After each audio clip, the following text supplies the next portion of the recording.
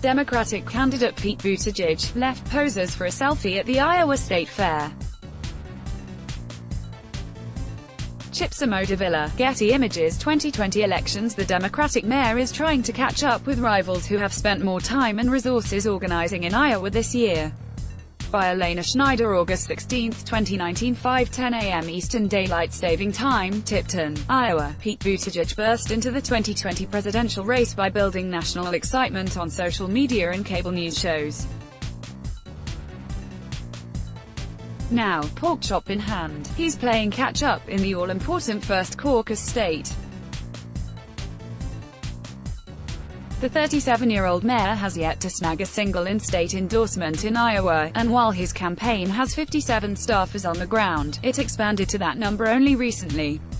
It's a sharp contrast to other top Democratic candidates, who made investments in Iowa last winter to try to identify supporters and build a foundation for 2020, knowing the results here will shape the rest of the fight for the Democratic nomination.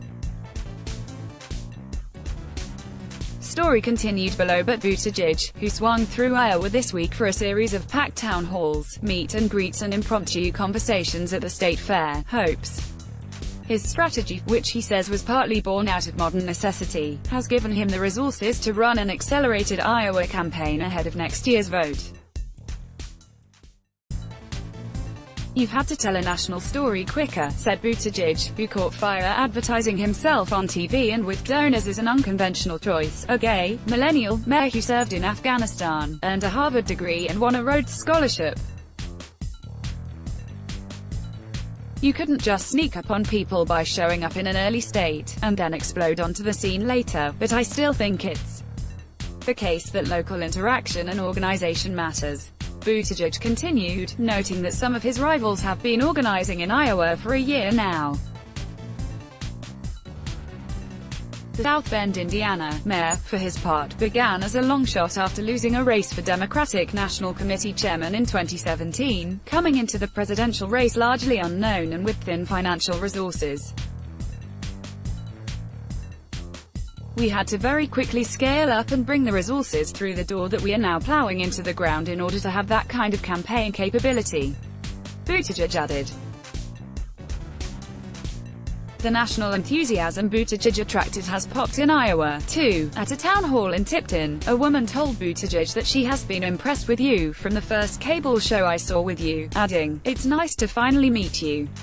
But Buttigieg's rise, sparked by his viral CNN town hall in March, hit unexpectedly, and his momentum outstripped his organization, so now he's playing catch-up, said David Axelrod, a Democratic strategist who led President Barack Obama's campaigns and has advised Buttigieg. During the first 6 months of his campaign, Buttigieg spent a lot of his time on fundraising and media appearances because he had to, but that left less time for the early states, so I think they're readjusting that focus now. Poster equals http://v.politico.com/images/11559684004/_603896304_155968401_6038963160389631631650001-VS.jpg ? Pubert equals 1155968404. True. Meanwhile, Sen. Elizabeth Warren has built an army in Iowa of more than 65 people, snapping up top in-state talent as soon as she announced her bid in January. Sen. Cory Booker seeded Iowa with organizers in February, earning a glowing headline this week from the Iowa Starting Line blog. "It's not if Cory Booker breaks out in Iowa, it's when. Building an organization takes time. Building staff capacity takes time. And if you're bringing in a lot of staff in August, there's a pretty good chance they're not from Iowa," said Jeff Link, an Iowa-based Democratic strategist who is not working with a presidential campaign. The fact that Warren and Booker moved in early, you can't underestimate how much a difference that makes. Sarah Backstrom, a teacher from Hardin County, Iowa, who saw Buttigieg speak at the Iowa State Fair on Tuesday, said she was first drawn to Buttigieg on social media. Honestly, that's what everyone's watching these days, Facebook or Twitter or Instagram, she said. Maybe he needs to show up more in person, too, but he's always on my newsfeed. In Iowa polling, Buttigieg regularly lands in Democrats' top 5. But he didn't crack double digits in Monmouth University's August poll, unlike former Vice President Joe Biden, Warren and Senator Kamala Harris. Harris got a late start of her own in Iowa, and like Buttigieg, quickly staffed up over the summer. A lot of people got to know him on Twitter, on Facebook and on TV, which is a great way to reach people, but I know there's a lot of voters who aren't plugged in that way, and they need to see you out on the trail, doing retail politics, said Penny Rosflord, the Democratic chairwoman of Iowa's 4th District. Has been here in Iowa. Yes. Would we like to see more of him? Yes. Buttigieg made up for lost time this week with a 3-day sweep through southeastern Iowa, hitting several counties that flipped from President Barack Obama in 2012 to President Donald Trump in 2016. Buttigieg believes he can grab those swing voters back, since he, too, hails from the middle of the country. Standing before a red barn at the Cedar County Fairgrounds, Buttigieg rolled out a policy plan for rural America and recounted Harvard classmates who could not remember if I was from Indiana, Iowa or Idaho, to laughter from the crowd. Buttigieg leans into his mayorship and the story of his Indiana hometown on the trail.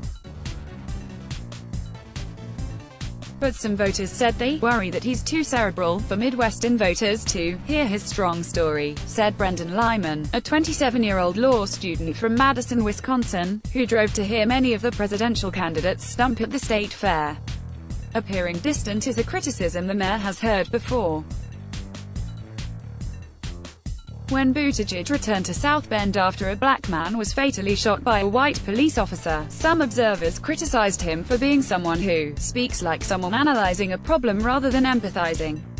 Axelrod said. But it's a growth process for new candidates, and he's showing signs of that growth. There was no shortage of traditional handshaking politics for Buttigieg this week. He grinned for hundreds of pictures, throwing an arm around voters who waited for him after every event. He took a selfie of his own at the Butter Cow, an Iowa State Fair staple, followed by a turn on a giant slide with a voter's son, who had held up a homemade sign, requesting the ride with the mayor.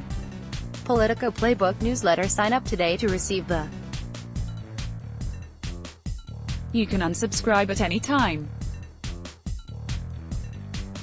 Buttigieg signed Iowans covers of Time and Out magazines, then chowed down on pork on a stick, fried Oreos in a red, white and blue slushie.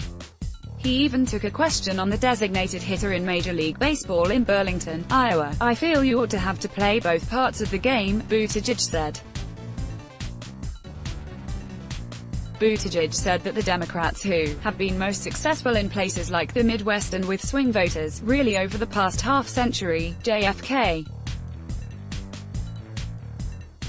Jimmy Carter, Bill Clinton, Barack Obama, every single one of them an intellectual, but, the mayor added, you also have to speak plain English.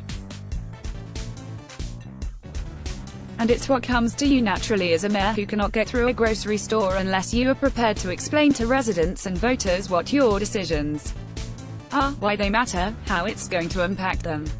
It's clear that Buttigieg, like most 2020 candidates, still has work to do in introducing himself to Iowans.